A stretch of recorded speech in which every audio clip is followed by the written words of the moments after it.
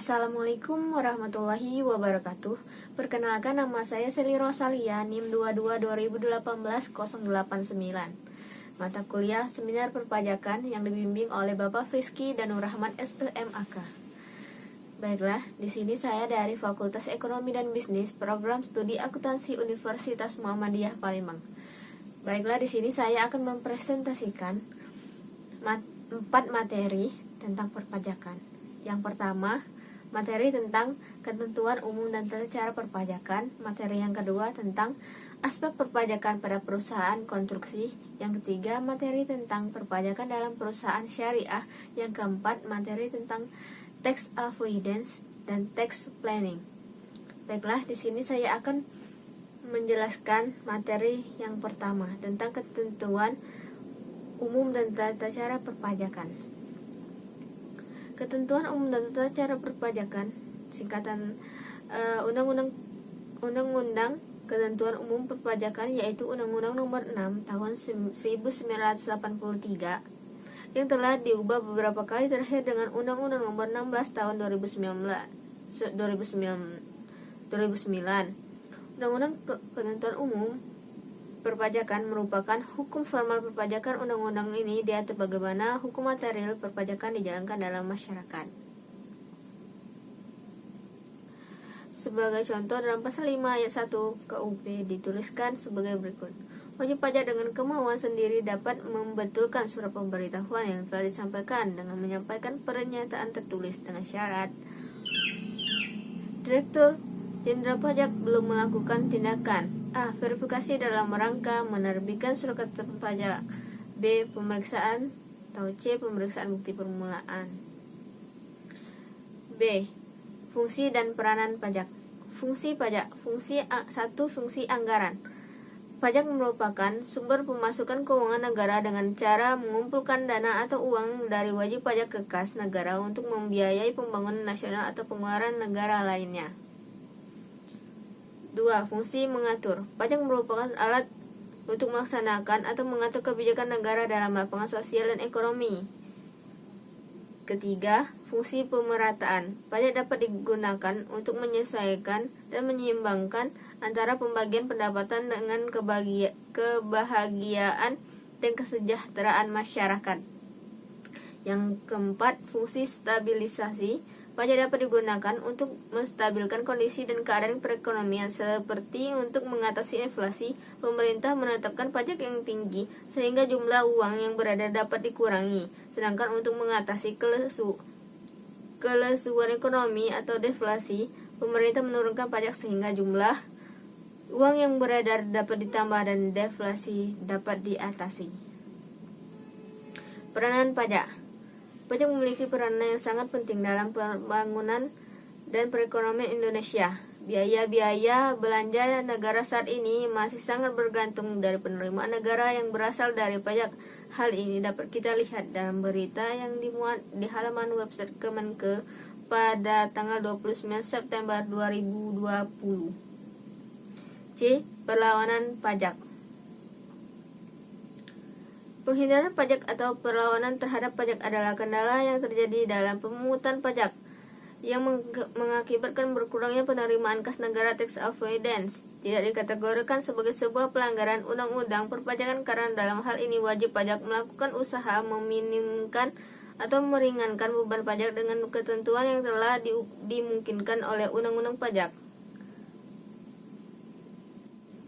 Baiklah, materi kedua tentang aspek perpajakan pada perusahaan konstruksi. A. Sejarah perpajakan pada jasa konstruksi. Pada tahun 2018, pasar konstruksi secara keseluruhan meningkat dibanding tahun 2017, yang tentunya diharapkan akan menjadi motor penggerak perekonomian nasional di tengah penurunan di sektor lainnya.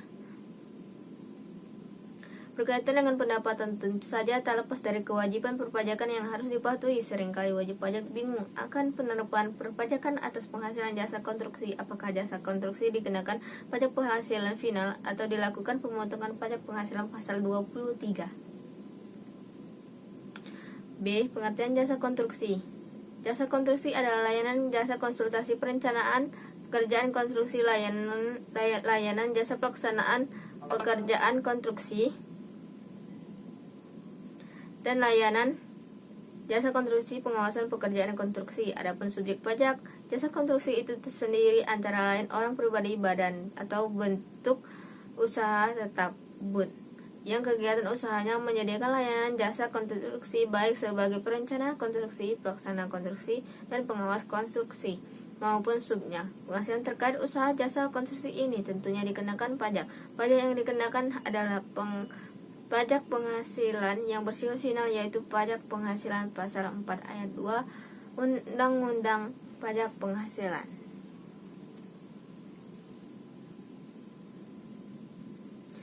C. Jenis-jenis jasa konstruksi. Jasa konstruksi dibagi menjadi 4 jenis, yaitu pekerjaan, perencanaan, pelaksanaan, dan pengawasan konstruksi. Berikut pemahaman lebih lanjut mengenai keempat jenis jasa konstruksi berdasarkan Peraturan Pemerintah Nomor 51 Tahun 2008. 1. Pekerjaan konstruksi merupakan rangkaian kegiatan perencanaan, pelaksanaan, serta pengawasan yang meliputi pekerjaan arsitektural, sipil, mekanikal, elektrikal, serta tata lingkungan. Berikut kelengkapannya. 2. Perencanaan konstruksi adalah jasa yang diberikan oleh orang maupun badan yang dianggap ahli pada bidang tersebut, berbeda dengan pekerjaan konstruksi yang memiliki hasil akhir berwujud bangunan atau fisik. Perencanaan konstruksi sekedar menghasilkan perencanaan dalam bentuk dokumen. 3. Pelaksanaan konstruksi merupakan jasa yang dilakukan oleh pribadi maupun badan yang telah dinyatakan sebagai ahli di bidang pelaksanaan konstruksi. Keempat, pengawasan konstruksi adalah jasa yang diberikan oleh orang maupun pribadi yang merupakan ahli atau profesional di bidang tersebut. Penyedia jasa memiliki kemampuan untuk melakukan pengawasan sejak awal kegiatan konstruksi dilakukan sehingga selesai dan diserah terimakan. D. Tarif PPh final. Adapun saat terhutangnya pajak penghasilan ini adalah pada saat pembayaran atas jasa konstruksi tersebut. Pajak perusahaan konstruksi adalah berupa pajak penghasilan. Tarif pajak penghasilan yang dikenakan pada perusahaan konstruksi merupakan pajak penghasilan final. Pajak penghasilan final merupakan pajak yang langsung dibayar secara utuh ketika pengusaha menerima penghasilan. Besaran tarif yang harus dibayarkan oleh perusahaan di bidang jasa konstruksi tergantung pada kualifikasi atau besar usaha. Berikut adalah klasifikasi serta penggolongan tarif tersebut. Lalu berapa tarif pajak yang dikenakan atas penghasilan jasa konstruksi ini? Untuk jasa pelaksanaan konstruksinya adalah sebagai berikut. Memiliki klasifikasi usaha. Bentuk pekerjaan, pelaksanaan konstruksi, klasifikasi usaha, kecil, menengah, dan besar. Tarifnya 2%, 3%. Sifatnya final. Perencanaan dan pengawasan. Klasifikasi usahanya kecil, menengah, dan besar. Tata cara pemotongan. Ada dua hal yang perlu Anda perhatikan terkait tata cara pemotongan pajak penghasilan. Pertama, jika penggunaan jasa merupakan instansi atau badan pemerintah, subjek pajak badan dalam negeri, bentuk usaha tetap atau wajib pajak, orang pribadi dalam negeri yang ditunjuk oleh Direktur Jenderal Pajak, maka pajak penghasilan akan dipotong oleh pengguna jasa ketika pembayaran uang muka dan termin dilakukan. Hal berbeda terjadi jika penggunaan jasa tidak termasuk dalam kelompok pertama tadi, maka pajak penghasilan tersebut harus disetor langsung oleh penerima penghasilan tersebut ketika pembayaran uang muka dan termin dilakukan. Dengan kata lain, penyedia jasa langsung membayarkannya lewat kantor pajak, sementara pengguna jasa akan memperoleh surat pemberitahuan pemotongan pajak penghasilan tersebut. F. Tata cara pembayaran. Untuk tata cara pembayaran pajak penghasilan jasa konstruksi, jika pajak terhutang lewat pemotongan dari penggunaan jasa, maka penyetoran pajak dibayarkan ke bank, persepsi, atau kantor pos. Dengan waktu pembayaran ini adalah tanggal 10 bulan berikutnya sesudah akhir masa pajak. Jika pajak penghasilan terhutang dibayarkan oleh penyedia jasa, maka penyetoran dilakukan ke tempat yang sama selambatnya pada tanggal 15 bulan berikutnya sesudah masa pajak berakhir. Kemudian wajib pajak diharuskan untuk memberitahukan laporan pemotongan dan atau penyetoran pajak tersebut melalui surat pemberitahuan masa ke KPP atau KP2KP selambatnya 20 hari sesudah. Baiklah, materi ketiga tentang aspek perpajakan dalam lembaga atau perusahaan syariah. A. Aspek perpajakan di Indonesia.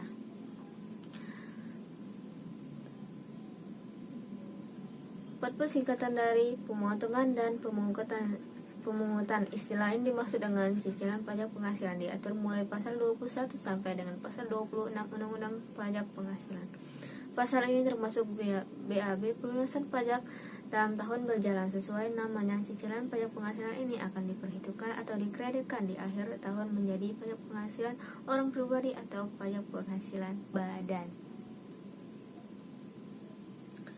B. Pajak penghasilan final. Selain cicilan, pemotongan pajak penghasilan juga ada disebut final.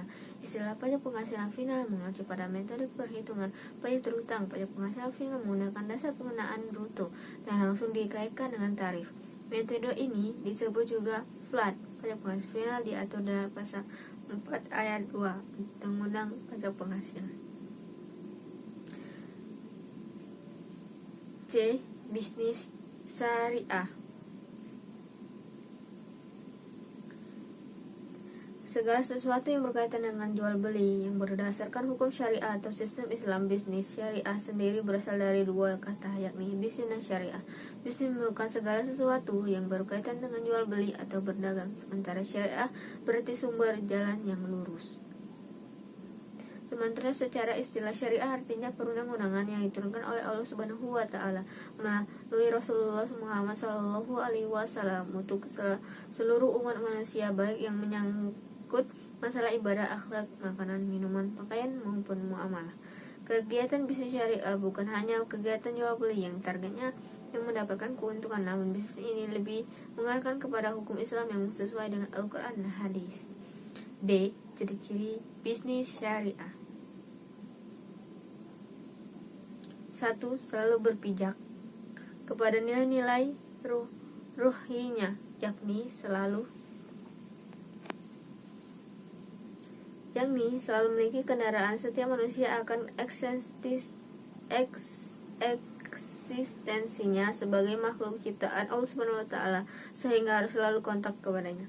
2. Memiliki pemahaman terhadap bisnis yang halal dan haram, sehingga para pelaku bisnis memang dituntut untuk mengetahui benar-benar fakta mengenai mana bisnis yang diperbolehkan dalam aturan syariah, mana yang tidak boleh. 3. Mengimplementasikan aturan secara syar'i, jadi harus memiliki kesesuaian antara teori dan praktis.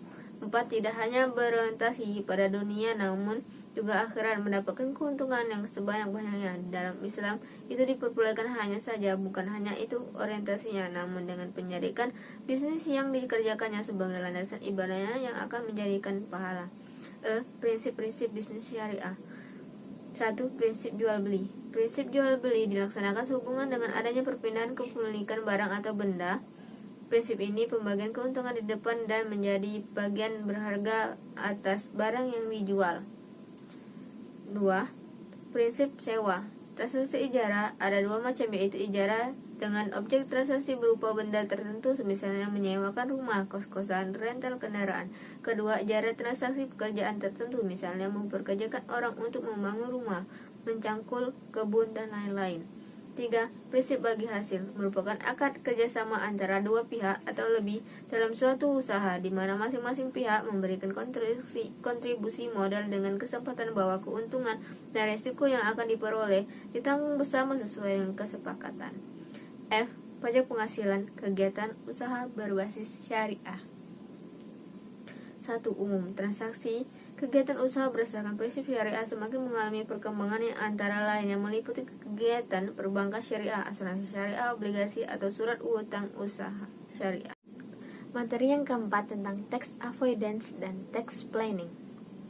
Tax avoidance menurut Direng et al. 2008, tax avoidance merupakan segala bentuk kegiatan yang memberikan efek terhadap kewajiban pajak, baik kegiatan diperbolehkan oleh pajak atau kegiatan khusus untuk mengurangi pajak. Biasanya tax avoidance dilakukan dengan memanfaatkan kelemahan hukum pajak dan tidak melanggar hukum perpajakan.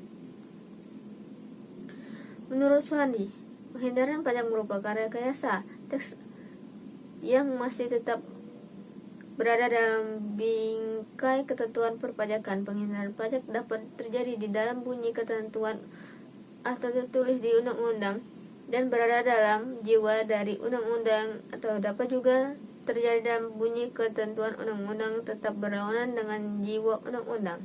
Sedangkan menurut Pohan, Tax avoidance merupakan upaya penghindaran pajak yang dilakukan secara legal dan aman bagi wajib pajak karena tidak bertentangan dengan ketentuan perpajakan, di mana metode dan teknik yang digunakan cenderung memanfaatkan kelemahan yang terdapat dalam undang-undang dan peraturan perpajakan itu sendiri untuk memprediksi jumlah pajak yang terhutang.